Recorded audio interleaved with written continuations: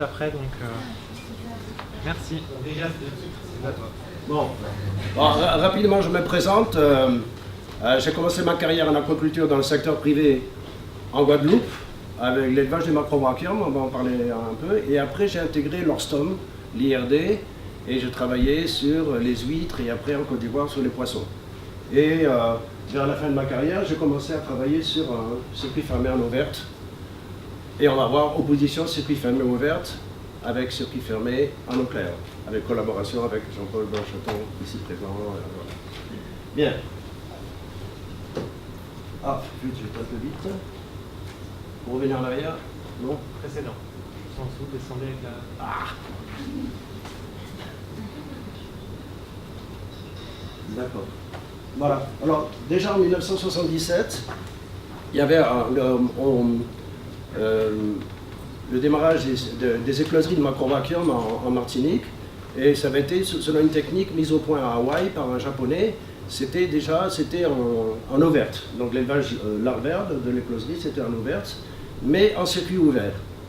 Et donc on préparait de l'eau, on chargeait en phytoplancton, et l'eau en un renouvellement continu, à peu près, des bacs d'élevage larvaire des macrobrachium. Est arrivé France Aquaculture, et pour présenter les circuits fermés en eau claire cette fois, et circuits fermés, et donc avec classique, donc avec filtre biologique, filtre mécanique, stérilisation de l'eau, etc. Et c'est cette technique qui finalement s'est imposée un peu partout dans les Antilles, les circuits fermés en eau claire.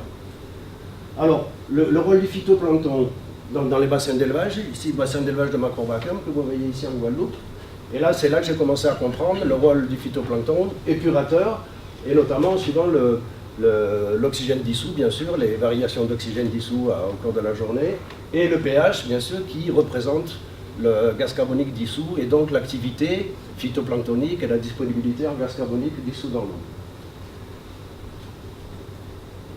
Alors, circuit fermé, il y a eu des circuits fermés en eau verte, et les premières tentatives ont été faites par les Israéliens avec le DECEL Aquaculture System.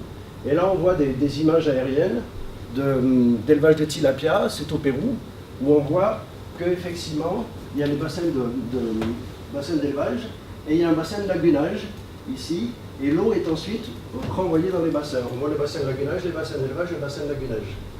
Alors, régulièrement, il y a une accumulation de sédiments dans ce bassin de lagunage, puisque le phytoplancton qui meurt, les algues qui meurent, accumulation de sédiments. Et les Américains travaillaient le partitionnel d'Aquaculture System, et on voit là, ce sont des raceways, et avec un rouleau qui extrait les algues, et on voit qu'ils avaient extrait les algues. Donc l'idée, effectivement, c'est de dire, bon, pourquoi ne pas intégrer dans le circuit ces algues et les faire valoriser. Mais à travers quoi? Avec quoi? Avec un poisson détritivore. Et c'est là que je vais vous présenter un poisson assez extraordinaire. Voilà, c'est bizarre, c'est vraiment, l'image est vraiment très étalée. Hein. Bon, c'est pas grave. Bon. Parce que d'habitude, il n'est pas comme ça, le tilapia. Il ressemble à un mulet, alors que il a fallu se fond. Bien, alors Saroterodon melanoteron est un poisson très particulier, il est détritivore. Et il consomme le sédiment en permanence. Et on va le voir par la suite. Et alors, on avait fait une petite expérience pour des gamins. On avait pris de l'eau chargée en chlorelle. Dans un bidon, on avait mis l'eau et un petit tilapia. Et ici, des chlorelles toutes seules. Et 2 jours après, qu'est-ce qu'on voit? On voit que les chlorelles ont épuisé le milieu, elles ont sédimenté au fond, l'eau est devenue jaune clair. Et là où il y a le tilapia maintient le bloom. Donc c'est un rôle très important de maintenance du bloom planctonique. On le voit, le petit tilapia, il était là, on le voit très bien. Bien. Alors, ce qui est intéressant, c'est que ce poisson, au cours de son alevin, il est zooplanctonophage. Les juvéniles commencent périphyton, phytoplancton et zooplancton. Et les adultes sont détritivores, brouteurs et filtreurs. Et c'est pratiquement des seuls animaux d'élevage qui nettoient son propre milieu d'élevage si c'est géré correctement. Alors ça, c'est une publication de Poli. On voit que ce poisson dans les lagunes, c'était au Ghana, il avait fait un travail, et sur 24 heures, et on voit qu'il fait simplement une pause d'1 heure. Et alors là, ce sont les tubes digestives qui sont posés en lignée, et on voit que cette pause d'1 heure, juste avant le lever du jour, avant le lever du jour, il arrête de manger pendant 1 heure. Et pratiquement, il mange essentiellement pendant la nuit, mais aussi pendant la journée. Donc s'il mange 23 heures sur 24, et son contenu stomacal contenait 30% de matière organique, le reste c'est du minéral. Donc il a vraiment un tube digestif très très long et parfaitement adapté à cet aliment très très pauvre.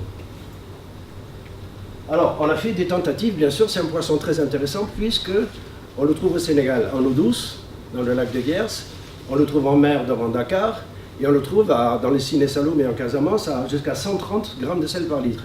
Autant dire, c'est pour lui, c'est l'eau de mer, c'est de la rigolade. Donc c'était très intéressant d'avoir un tilapia qu'on puisse élever en eau de mer. Mais manque de bol, on va voir qu'effectivement, on ne peut pas l'élever comme des tilapias traditionnels. C'est ce qu'on a voulu faire ici dans la lagune Aiguebrié en Côte d'Ivoire. On a obtenu des poissons qui ne dépassaient pas 250 grammes, mais surtout qu'il y avait un gros problème, c'est-à-dire qu'ils grossissaient mal. Pourquoi? Parce qu'ils métabolisaient mal l'aliment classique qu'on donnait pour le Niloticus, c'est-à-dire un aliment à 35% de protéines avec des carbohydrates. Et là, en cage, on voit que dans la cavité célomique, là, c'est de la graisse, fait des gros paquets de graisse. Et ici, on voit le foie, la vésicule biliaire. On voit le foie qui est vraiment pas beau, la vésicule biliaire qui est complètement dilatée avec une couleur un peu bizarre. Par contre, en eau verte, on voit que le foie est très joli, la vésicule biliaire est normale. Et pareil, là, on voit vraiment la vésicule biliaire, le foie et le tube digestif plein d'algues. Voilà. Donc en fait, avec un aliment trop riche en carbohydrates surtout, il se porte pas bien, quoi. Il métabolise mal. Et c'est pour ça que c'est un tilapia qui n'a pas été retenu pour les élevages classiques, et notamment en eau de mer. Alors, par contre, l'idée c'était d'utiliser ce poisson-là pour minéraliser ce qui sédimente, le sédiment dans un circuit fermé. On s'est dit, bon, en mettant ce poisson-là dans le lagunage, à ce moment-là, on peut espérer minéraliser et remettre en circulation donc, les algues mortes et tous les détritus. Alors, donc, le principe, c'est ça. Donc, on donne à manger au poisson. Le poisson, son excrétion, grâce aux détritivores et aux bactéries aussi, bien sûr, on va le voir. Alors, l'excrétion, c'est aussi bien les fécelles que l'ammoniac. Ensuite, production phytoplanctonique. Ce phytoplancton, on le fait manger par du zooplancton, et le zooplancton est consommé notamment, on l'a vu, par les alevins ou d'autres zooplanctonophages. Donc on établit donc une chaîne trophique à 3 niveaux. Mais il est important d'avoir les zooplanctonophages, bien sûr, on va le voir, aussi bien le zooplancton servant à réguler la biomasse phytoplanctonique, parce que si effectivement dans les bassins d'élevage, dans les circuits, on a trop de phytoplancton, la lumière ne pénètre plus et on peut avoir eutrophisation, ça implose, et voilà. Donc la nécessité de réguler le phytoplancton. Mais aussi éviter les invasions de zooplancton dans le circuit. C'est ce qui s'est passé déjà, et on va le voir, donc les zooplanctonophages sont très importants. Alors, bon, associer donc un élevage intensif à du lagunage dans un rapport à peu près 1/8, c'est ce que desquels les Israéliens avaient mis en place à peu près. Alors, on minéralise la matière organique. Alors, élimination de l'ammoniac, notamment par les bactéries, on va le voir, que c'est surtout les bactéries qui éliminent l'ammoniac. Et les nitrites et les nitrates, c'est surtout le phytoplancton. Et alors, régulation de la biomasse phytoplanctonique, zooplancton, pour éviter l'acceptement. Alors, ce qui s'est passé, c'est qu'au bout d'1 an de fonctionnement du prototype, ce qui a été assez extraordinaire, c'est qu'on a eu, se sont installés des chlorelles, et de façon monospécifique, et nanochloris en plus. Et les nanochloris, c'est les algues les plus petites, ils font 6-7 microns, et plus une algue est petite, plus elle est performante, puisque le rapport volume-surface augmente, plus elle est petite. Et donc c'est vraiment les algues les plus performantes, et les algues les plus utilisées en aquaculture, les chlorelles, nanochloris.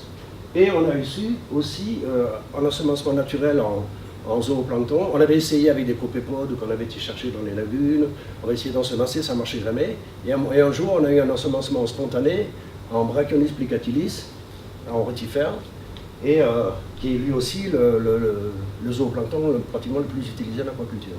Donc, coup de bol. Alors voilà, le plan du premier prototype que j'ai mis en place au Sénégal, sur le centre d'Hambourg, c'est un ancien terrain de tennis donc il était à niveau. Il a suffi de creuser les 3 bassins de lagunage avec des géomembranes, et les bacs d'élevage intensif étaient des gros pots pour planter des arbres, des oliviers, en polyéthylène noir, très très costaud. Alors, le principe, voilà la partie en haut, les bacs d'élevage intensif, albinage, le pompage. Ici, donc, ceci et les bacs, c'était le circuit principal, l'eau circulée, et le bassin zooplancton en dérivation, qu'on faisait fonctionner un peu comme un poumon, en fonction de la concentration en phytoplancton, en le remplissant, les vidant dans le circuit. On remplissait avec de l'eau verte, en ensemençant en zooplancton, et une fois que 24 heures après ou 48 heures après, l'eau jaunie, il y a une bloom de rotifères qu'on envoie dans le circuit à nouveau. Et là, une fois qu'on les envoie dans le circuit, il était très important, bien sûr, qu'il y ait suffisamment d'alevin pour être sûr qu'il soit consommé, tout le rotifère soit consommé. Alors, surface en eau, voilà, c'est toutes les caractéristiques du prototype. Et on avait à peu près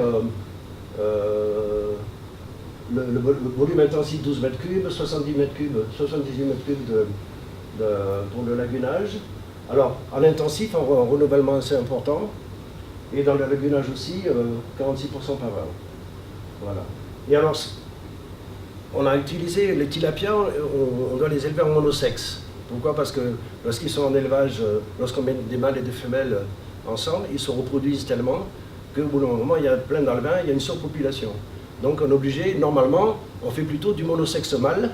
Donc il y a différentes manières d'obtenir les monosexes mâles, et par voie hormonale ou par voie des supermâles YY. Mais bon, moi j'avais opté pour faire des monosexes femelles qui permettaient d'éviter l'utilisation d'hormones. Mais par contre, j'ai eu quand même, j'avais un sexe ratio de 9 femelles pour un mâle, ce qui m'a permis quand même d'avoir des reproductions dans le bassin de lagunage et effectivement éviter les invasions de rotifères. Alors, non, voilà les bacs, voilà le bassin de lagunage. Tout l'écoulement des bacs intensifs arrive dans le premier bassin. Là, c'est lorsqu'on vide un bassin. Les 2 bassins permettaient de vider un bassin tout en conservant l'eau. On envoie l'eau dans notre bassin, etc. On pouvait faire des vidanges alternatives de cette façon-là. Et là, ce sont les rotifères, je ne sais pas si on peut les... non, on ne va pas les voir, c'est pas grave. Bon, ce sont des petits films, mais voilà, bon, les Dracunus plicatilis, avec une femelle qui vient de pondre ses œufs. En 24 heures, la population double. Donc, effectivement, on a c'est une bonne prolifération.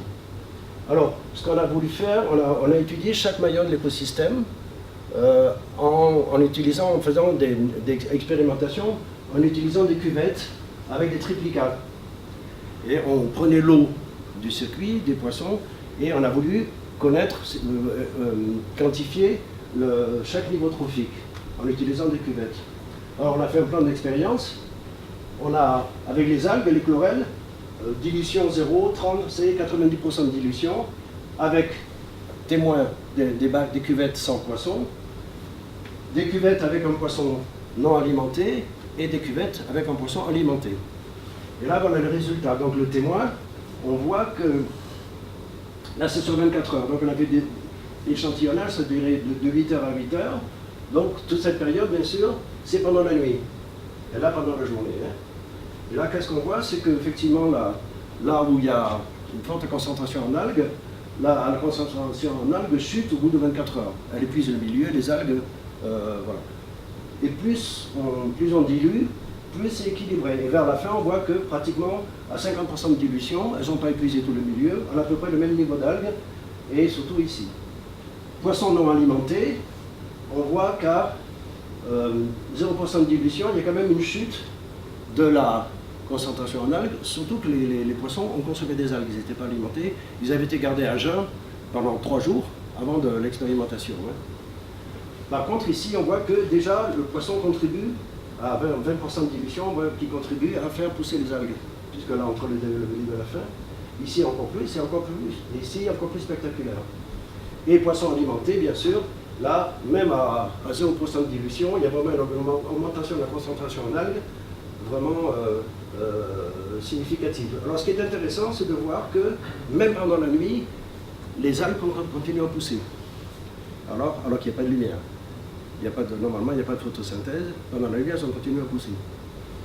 Pourquoi? Explication, c'est pas trop. Alors ensuite, on a fait les autres... Alors, ça c'est le... On voit, ça c'était l'oxygène dissous.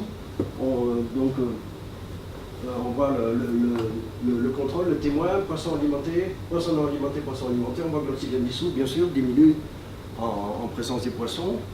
Le pH, par contre, on voit effectivement que le pH augmente avec la concentration. Là, c'est 10, c'est la concentration en algue, 100% de concentration.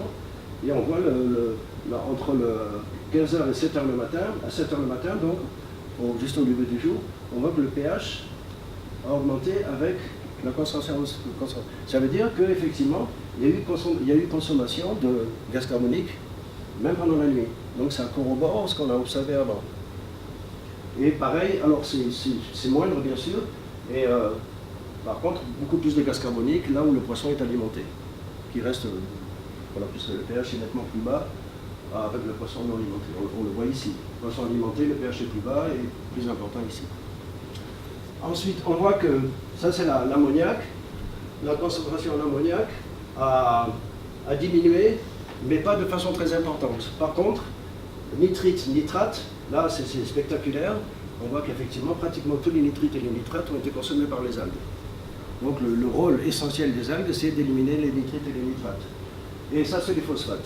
Bon, les phosphates, c'est moins spectaculaire. Enfin, ici, quand même, une bonne diminution des phosphates.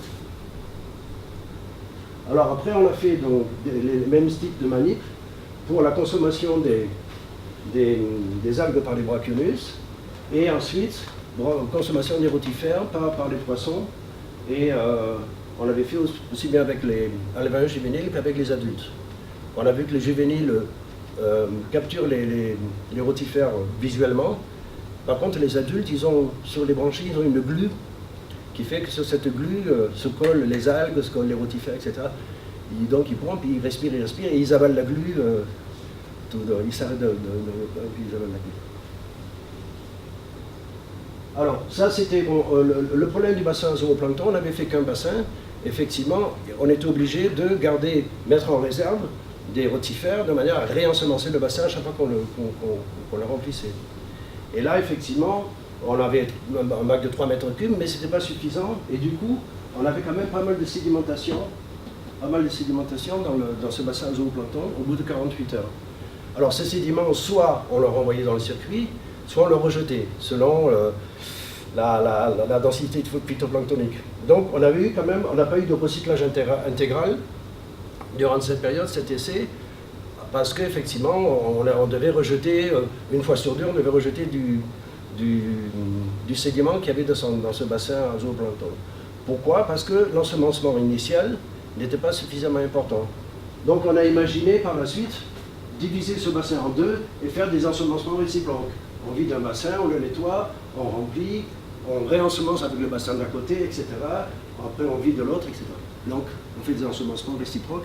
Et là, ça marche beaucoup mieux, bien sûr, puisqu'on fait des ensemencements très importants initiaux, en rotifères. Alors, bon, du coup, on a calculé, pour dimensionner le bassin zooplancton, voilà, on a vu que les densités phytoplanctoniques, avec 400 000 individus par millilitre de rotifères, on a calculé le volume de bassin pour une tonne de poisson. Alors ce qui est important, ce qui est intéressant, c'est qu'on voit que la production de chlorelle à travers cet élevage de Saroterodon mélanotéron produit 1340 kg par jour et par hectare en bois humide.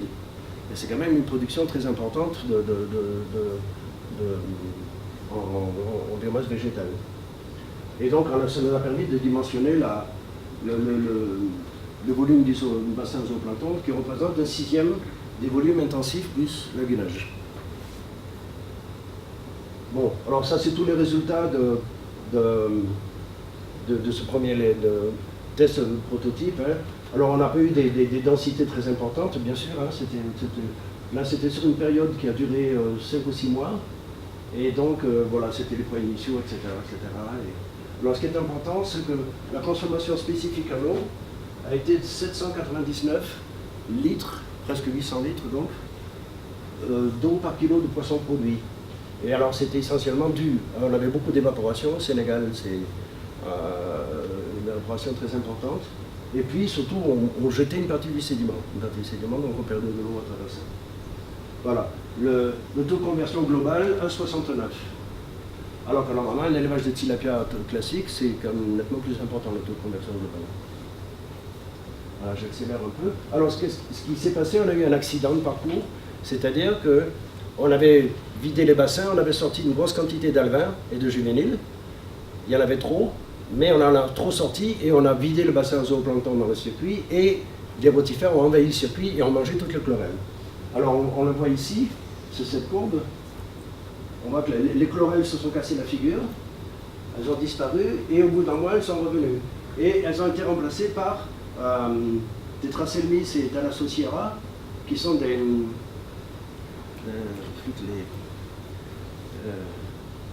les algues à coque, là, comment diatomées, merci. Voilà. Et donc, on les voit qui sont apparus à ce niveau-là. Et là, c'est la quantité de rotifères, qui peut être qu'il y a eu un gros bloom, et ils ont fini par être éliminés parce qu'il y a eu à nouveau des reproductions de tilapia, des alevins qui sont apparus et qui ont fini par éliminer le rotifère. Et là, c'est assez spectaculaire. On voit les nitrites et les nitrates qui ont augmenté considérablement jusqu'à atteindre un pic. Et lorsque les chlorelles reviennent, hop, les nitrites et nitrates finissent par disparaître. Et là, c'est les phosphates. Alors, ce qui est intéressant de voir, c'est que l'ammoniac, finalement, n'a pas tellement augmenté. En absence d'algues, l'ammoniac est resté à un niveau très bas. Pourquoi? Parce qu'en fait, ce sont des bactéries qui sont présentes dans le circuit, dans les canalisations notamment, qui jouent un peu le rôle de filtre biologique et qui éliminent l'ammoniac. On voit simplement un petit pic ici, voilà, qui correspond justement avec un pic de nitrite, nitrate et de phosphate. Après, ça reste très très bas. Pendant toute la période, il n'y a pas de chlorelle. Et voilà, un tout petit pic ici, etc. Et l'oxygène dissous, ça c'est à 15 h et à 7 h le matin. Et on voit qu'effectivement, pendant toute cette période, l'oxygène dissous reste relativement élevé à 15 h. Là, il n'y a pratiquement plus d'algues, et on voit l'oxygène dissous à 15 h qui chute et qui redémarre dès que les chlorelles reprennent. Voilà. Donc, le système, il y a une résilience du système à partir du moment où, effectivement, à nouveau des alevins dans le circuit qui permet d'éliminer le rotifère et de redémarrer le bloom de chlorelle. Donc, le système, c'était résilient. Alors, vers la fin du test, on a fait des essais avec le Niloticus, donc qui est le tilapia le plus élevé dans le monde. Et voilà le Sauroterodon, donc des tritivores. On avait abaissé la salinité à 12 grammes de sel par litre, parfaitement compatible pour le Niloticus. Donc on peut imaginer élever du Niloticus dans la partie intensive et avoir dans le lagunage Sauroterodon melanoteron qui fait le nettoyage des tritivores. On avait fait un test avec du monosexe mâle cette fois, et on avait obtenu une très bonne croissance, mais avec un aliment très riche en protéines, mais avec très rationné. Hein. Voilà, et un taux de conversion de 1,36. Voilà. Donc c'est ce dont on parlait tout à l'heure, effectivement. Si le mélano a accès à du sédiment en permanence, il peut grossir. Alors, ensuite j'ai été envoyé au Pérou, et là, on m'a mis à disposition une petite serre. Là, c'est pas du tout le même volume. Donc j'ai repris le système, mais cette fois, dans un volume total de 6 mètres cubes. Donc, toujours pareil, 2 bassins de lagunage, et là, c'était d'aider les 2 bassins zooplancton pour réguler le zooplancton. Mais on voit que la quantité de sels minéraux dans les eaux amazoniennes est très pauvre, c'est pratiquement de l'eau minérale. Donc on a eu des concentrations en algues beaucoup plus basses. Et du coup, on n'a pas eu besoin de réguler par du zooplancton. Finalement, la concentration phytoplanctonique est restée stable. Donc ça, tous les paramètres qu'on a suivis. Et Et c'était, donc là on avait une cage, là, une colonne de dégazage, hein, une cage, dans laquelle on a élevé un Pseudoplatystoma punctifera qui est un siluriforme qui est très apprécié en Amazonie et qui recevait donc 100 grammes de granulés par jour, 45% de protéines. Donc, tous les fesses et l'urine sortaient de la cage, et là, on a placé des poissons dans le lagunage détritivores et zooplanctonophages. Alors, là, cette fois, étant donné qu'on n'a pas eu besoin de recycler, de réguler le phytoplancton, on a eu, là, cette fois, un recyclage total de l'eau et de la matière organique. Là, on a vraiment fonctionné complètement en recyclage total. Alors, les espèces qu'on a, voilà le Pseudoplatystoma, donc c'est la doseille. Et en détritivore, on a utilisé ce poisson, c'est l'Oricaridés Glycopteryctis scorfus. C'est le poisson qu'on voit dans les aquariums qui a une grosse lèvre et qui passe son temps à sucer les parois de l'aquarium. Et donc on a fait un essai et très vite, en voyant ses fesses, on a vu qu'il consommait toutes les algues, tout le phytoplancton qui s'était alimenté. Mais on a été très embêté pendant un bon moment par un petit rotifère, Trichocerca, qui envahissait le milieu et qui nous bouffait toutes les algues. Et donc ça a vraiment été un problème. Pendant pratiquement 2 ans, on n'arrivait pas à stabiliser le phytoplancton à cause de lui, là, à cause de ce petit rotifère. Et donc on a cherché des zooplanctonophages. Et on a cherché parmi les cyclidés présents dans le coin. On a essayé avec donc, la Caronia nassa et Satoloperca pulupari. Et là, on a eu quelques petites reproductions aussi dans le bac. Et donc, et finalement, là, et on va le voir, on a eu, grâce à ces 2 cyclidés, on a eu une élimination des Trichocerca. Et là, à nouveau, ce qui est intéressant, c'est que même en eau douce et dans une eau très pauvre en sel nutritif, on a eu aussi des chlorelles qui sont apparues. Alors, la raison, j'ai oublié de le dire tout à l'heure, la raison de ce monospécifique chlorelle serait due à la grosse quantité en gaz carbonique dissous dans le milieu. Le fait que la biomasse, une grosse biomasse en poisson d'élevage, ça avait été dans la littérature, on a arrivé à trouver ça, grosse concentration de poissons, beaucoup de gaz carbonique, et ça favorise l'apparition des chlorelles et leur stabilisation, et monospécifique. Et donc là aussi, on avait des chlorelles. Alors, on a eu du nanochloris et des chlorelles un peu plus grosses, mais on est resté toujours dans le même genre. Alors, là, c'est l'évolution, on a fait sur une période de 3 mois, hein, c'est un test qui a duré 3 mois, on a fini tous les paramètres. Ici, alors là, ce qui est intéressant, là, les pics qu'on voit, ce sont les pics de rotifères. Les Trichocerca, voilà, on a eu un pic. Alors en général, ce qui se passe, les rotifères sont produits par parthénogénèse, et quand ça va mal, en cas de crise, apparaissent les mâles pour pouvoir féconder les femelles et faire des œufs de durée. Sinon, les femelles donnent directement naissance à d'autres femelles. Et le mâle, il est clos, il n'a même pas de tube digestif, il sert justement juste à féconder la femelle et faire des œufs de durée. Et le petit pic, on voit là, ils se font manger par les cyclidés, on voit un petit pic, c'est l'apparition des mâles. Et pendant un certain temps, les œufs tombent au fond, il y a un temps de latence, et à nouveau une attaque de rotifère. Hop, un pic, et on voit ici, quelques temps après, une autre attaque de rotifère, mais qui va en diminuant. À chaque fois, ils se font éliminer. Et du coup, on a réussi à stabiliser. Alors ça, c'est l'ammoniac. Au début, on a eu un pic d'ammoniac qui s'est stabilisé. Et ça, c'est la concentration densité optique. La densité optique, en fait, c'est la concentration en algues. On utilisait un photomètre pour qu'on mesure les concentrations en algues.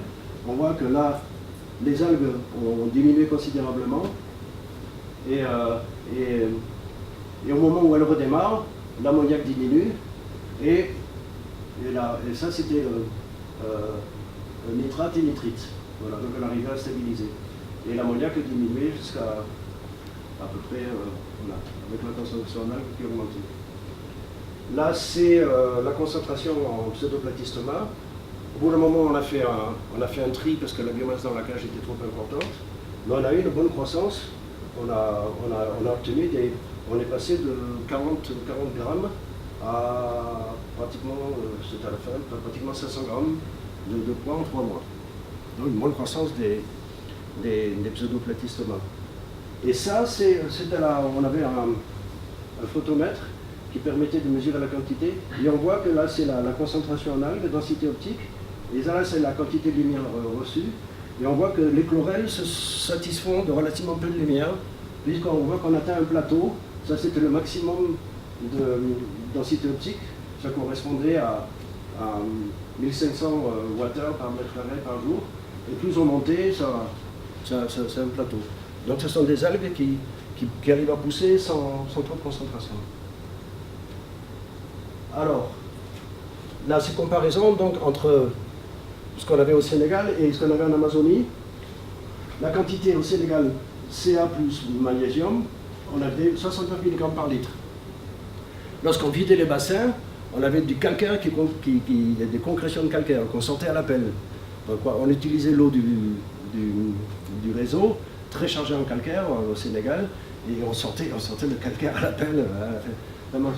Et là, donc on était en eau saumâtre à 15 grammes de sel par litre. Par contre, comparé avec l'Amazonie en eau douce, on avait pratiquement 10 fois moins de calcium-magnésium et, bon, voilà, et sodium, chlorure de sodium. Alors, du coup, on a eu 10 fois moins. On avait 30 millions d'algues par millilitre au Sénégal. En Amazonie, on est tombé à 2,5 millions. La productivité a été un peu moindre par mètre carré et par an, un peu moindre en Amazonie. Par contre, le taux de conversion a été bien meilleur. On arrivait pour le global, entre les donseilles et la croissance des poissons qu'on avait dans le lagunage, on avait un taux de conversion de 1. Le rapport volume-surface était à peu près équivalent. Par contre, la consommation d'eau par une consommation spécifique, par kilo de poisson produit, on voit que ça n'a rien à voir. C'est 199 au Sénégal, on arrivait à 373 en Amazonie. Alors pourquoi? Parce qu'on a eu beaucoup moins d'évaporation, on couvrait les bacs avec des films transparents, comme c'était des bacs de 3 mètres cubes chacun, c'était beaucoup plus facile à éviter l'évaporation. Et puis on a fait du recyclage intégral de l'eau. Alors, les questions qu'on peut se poser, est-ce que la quantité de sels minéraux dans l'eau peut servir de levier pour réguler les phytoplanctons? On voit qu'en Amazonie, on n'a pas eu besoin de réguler les phytoplanctons, uniquement à cause de cette histoire de sels minéraux dessous. Est-ce qu'on peut utiliser d'autres régulateurs du phytoplancton? Des huîtres, des anatifs, ou alors pourquoi pas produire du méthane avec? Au Sénégal, on voyait la quantité d'algues qu'on avait, on pouvait, avec des digesteurs, produire du méthane, pourquoi pas. Ensuite, trouver l'équilibre, le niveau de forçage. Jusqu'où on peut aller en quantité, en biomasse, par rapport à cet écosystème, jusqu'où on peut le charger, quoi. Et ensuite, consommation d'énergie. Étant donné qu'il y a de la photosynthèse pendant la journée, on aurait pu éviter d'avoir un renouvellement permanent des bacs, sachant que les algues produisent de l'oxygène pendant la journée, on pourrait éviter de faire marcher des colonnes de dégazage, etc., voilà, pour économiser l'énergie. Et ne faire fonctionner les colonnes de dégazage qu'au moment où on veut éliminer le gaz carbonique. Et alors, la stabilité d'un écosystème artificiel, on le voit, c'est évident, dépend de la température. Il est beaucoup plus facile sous les tropiques, à partir du moment où on a une température constante, de stabiliser l'écosystème qu'en extérieur, alors qu'ici, en latitude tempérée, avec l'hiver, l'été, l'hiver, etc., l'écosystème, il se casse la figure obligatoirement. Voilà. Donc effectivement, ce type de circuit, finalement, le climat tropical est vraiment l'idéal, à moins d'être dans un bâtiment entièrement fermé, isotherme, avec d'énormes dépenses d'énergie pour maintenir la température. Voilà. Alors, pour terminer, quand j'étais au Sénégal, on a identifié des sites pour développer ce type d'élevage. Et il y a la grande côte de Dakar à Saint-Louis, c'est une plage rectiligne. Et là, on peut imaginer, on a la mer, ici on peut avoir accès à de l'eau de mer, ici de l'eau saumâtre, et là de l'eau douce. C'est toute une région où il y a ce qu'on appelle des niayes, ce sont des petites mares d'eau douce, dans lesquelles les gens font du maraîchage. La nappe phréatique est à 4, 5, 6 mètres de profondeur, donc on a accès à de l'eau douce pour compenser l'évaporation, etc. On a accès à l'eau de mer, de l'eau saumâtre, etc. Mais, manque de bol, une concession a été donnée à une compagnie minière qui extrait du sable le zircon, l'ilménite et autres métaux rares. Et alors là, c'est un truc complètement hallucinant. Là, c'est un peu loin de la côte, c'est en eau douce, et on voit une pompe, une drague qui projette de l'eau sous pression et qui fait tomber la dune et qui aspire le sable et qui l'envoie dans une usine qui est derrière. Alors, ce plan d'eau se déplace dans la campagne. Il se déplace dans la campagne et on voit donc le sable arrive ici, il est trié et il est rejeté, le sable est rejeté derrière. Et tous les métaux rares sont triés, mis par côté. Et il pompe dans la nappe de surface, mais il pompe aussi une nappe qui est à 600 mètres de profondeur, des maastrichtiens, pour pouvoir maintenir à flot cette espèce d'usine flottante. Alors voilà ce qu'il y a après le passage, donc on voit l'eau qui s'écoule, et après on se retrouve avec une surface complètement aplatie, et là, ça serait l'idée que j'avais eue, c'était de dire bon, on va proposer à cette compagnie minière de développer des élevages en circuit fermé, à partir du moment où on a de l'eau douce, voilà, pourquoi pas ne pas aménager tout ça, etc. Donc on y avait été avec Jacques Trichereau, là, il y a 2 ans, à peu près. Et puis malheureusement, le prix des matières premières a chuté, ils n'ont pas donné suite, enfin bon, bref. C'est un peu dommage, mais c'est... Alors l'idée, ce qu'on avait fait comme proposition, c'était de faire associer donc un élevage intensif à du Niloticus, là c'est les closeries, la réversion sexuelle, etc. Et dans le lagunage, du Sarotérodon et l'Anothéron. Et donc, du coup, on a une double production. Dans la partie intensive, on a calculé pour 200 tonnes par an de production. Et dans le lagunage, 130 tonnes uniquement de poissons, une production complémentaire, uniquement à partir des déchets de la partie intensive. Voilà, donc abinage, réversion sexuelle, géniteur, pré-grossissement, grossissement et lagunage. Donc ces parties-là sont sous serre, bien sûr. Et renouvellement de l'eau 1 fois par jour. De manière à maintenir la température constante sous serre. Voilà, donc avec ce type de bac d'élevage, avec de la géomembrane bien costaud, avec un grillage qui maintient sous serre, et de la géomembrane pour le bassin de lagunage. Voilà. Alors, implantation au sol, intensif. Voilà. Ça, c'est toutes les caractéristiques.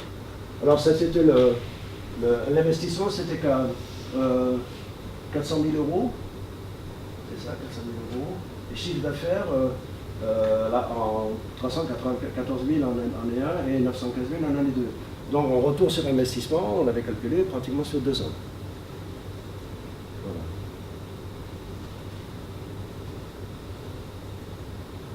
Alors, maintenant, comparaison circuit fermé, eau claire, eau verte. Circuit fermé, eau claire, voilà. Et avantages, inconvénients.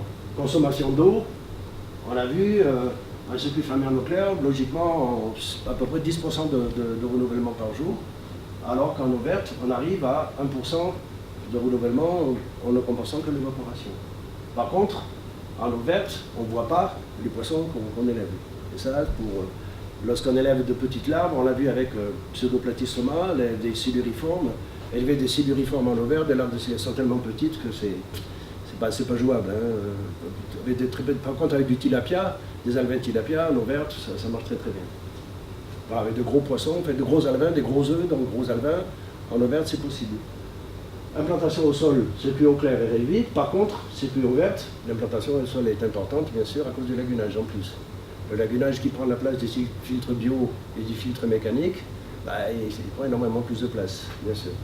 D'où l'intérêt de le faire sous les tropiques, où effectivement les bassins sont en extérieur. Consommation d'énergie relativement importante en eau claire et réduite en eau verte, bien sûr, puisqu'on a cette oxygénation gratuite pendant la journée grâce à la photosynthèse. Donc, économie d'énergie. Risques pathologiques sont réduits en écosystème artificiel, puisque les bactéries pathogènes prolifèrent beaucoup moins dans un écosystème complexe. Ben, les bactéries, tout le phytoplancton ne laissent pas la place aux germes pathogènes qui, dans un circuit fermé en eau claire, ont tout le champ libre. C'est un peu comme les maladies nosocomiales dans un hôpital, hein, lorsque tout l'air est stérilisé, comme la légionellose, c'est ça, dans les hôpitaux, et là se répand très très vite. Par contre, dans un écosystème complexe, il n'y a pas la place. Production, donc au clair c'est l'intensif, et par contre, le circuit ouvert, il y a la production complémentaire liée au lagunage. Et température, par contre, le circuit en eau claire accepte des températures variables. Par contre, le circuit en eau verte demande des températures stables. Et bien voilà.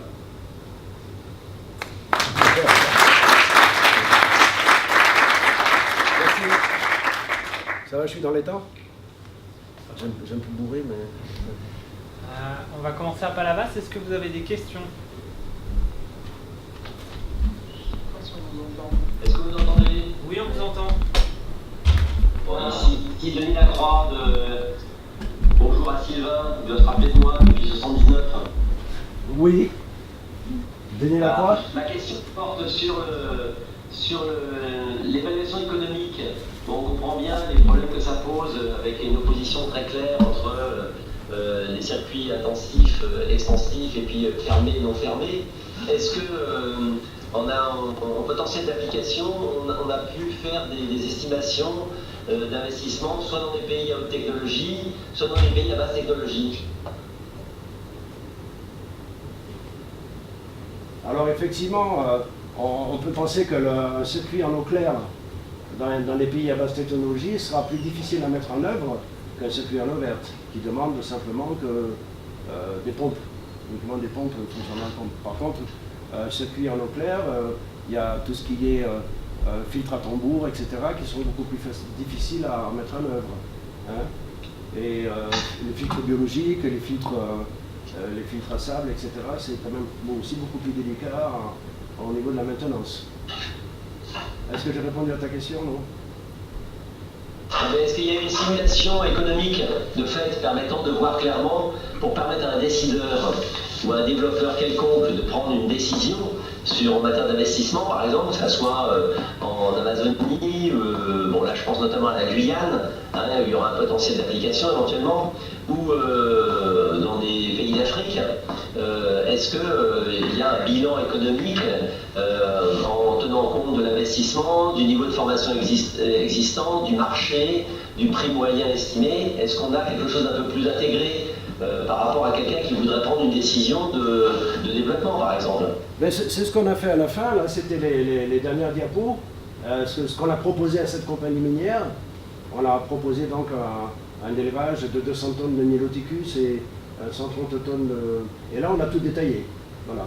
Et là, on a fait une étude très très complète, mais bon, c'est mon Nicolas de Wilde, qui travaille maintenant pour un bureau d'études à Malte, qui a fait vraiment tous les détails de l'étude, voilà. Mais les grandes lignes de l'étude, effectivement, on a travaillé là-dessus, en fonction des prix, des pompes, des liners, des bacs, des serres, etc., rendus au Sénégal. On a fait une étude complète là-dessus. D'accord, merci. Est-ce qu'il y a d'autres questions côté Palavas? Non, c'est bon, merci. À 7, est-ce que vous avez des questions par rapport à la présentation du programme?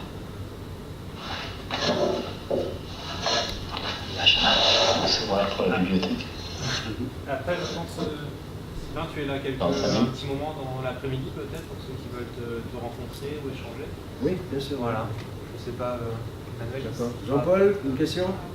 Donc je me désolidarise des dernières diapos, mais tu le sais, parce que je pense que, une comparaison claire ou verte, elle fonctionne dans un certain cadre, mais pas dans tous les cadres. Comme tu parles d'intensif, toi tu parles de 10 kg par mètre cube. Nous, quand on parle d'intensif, on parle de 100 kg par mètre cube. Donc on ne peut pas comparer aussi simplement. Voilà, c'est tout ce que je veux dire.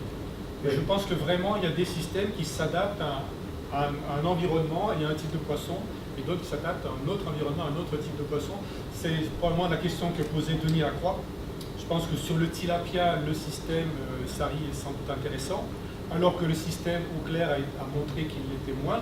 Sur d'autres espèces et dans d'autres environnements, c'est probablement différent. Mais bon, dans la partie intensive, on l'a vu en Amazonie, on élève un carnivore. Parce que souvent, ce qui m'a été, les questions qu'on m'a posées, c'est oui, mais le goût du poisson élevé en eau verte. Effectivement, il a un goût d'algue, et surtout si c'est en eau douce, il va avoir un petit goût de vase.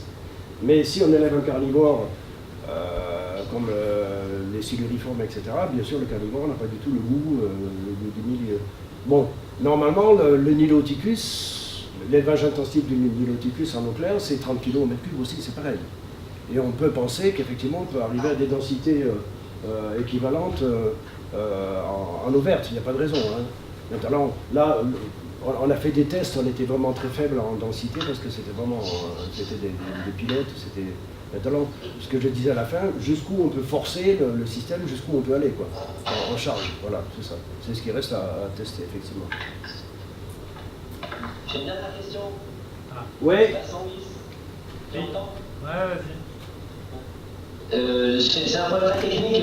J'ai été un peu surpris de voir apparaître des aliments à 53% de protéines pour un animal supposé être détritivore omnivore. Alors, l'idée, c'était effectivement de supprimer les carbohydrates, puisqu'on s'est aperçu qu'effectivement, ce détritivore, sur les dents des carbohydrates, il fait de la graisse dans la qualité sonomique, et de lui donner simplement un appoint protéinique, mais très rationné. Hein. Taux d'alimentation, je ne me rappelle plus, mais enfin, c'était vraiment un taux d'alimentation très bas, de manière à ce qu'effectivement, il puisse faire de la viande. Voilà. D'accord. Voilà, Enfin, complément protéinique. C'est très remarquable. Hein. Ce de mémoire, c'était un 6 ou un 8, ce qui n'est pas remarquable pour un animal détritivore omnivore. Même s'il n'a qu'un complément alimentaire riche en protéines, le taux final est plutôt, il s'approche celui d'un bar qui est un carnivore. Oui, alors je sais pas, oui, je ne m'en rappelle plus, je sais pas. D'accord. Oui, mais tout ça c'est amélioré, bien sûr. C'est à vérifier.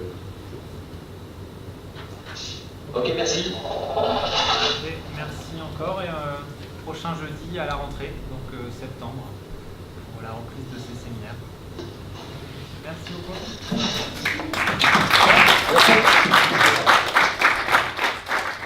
Merci aux gentils organisateurs aussi. Oui, c'est vrai.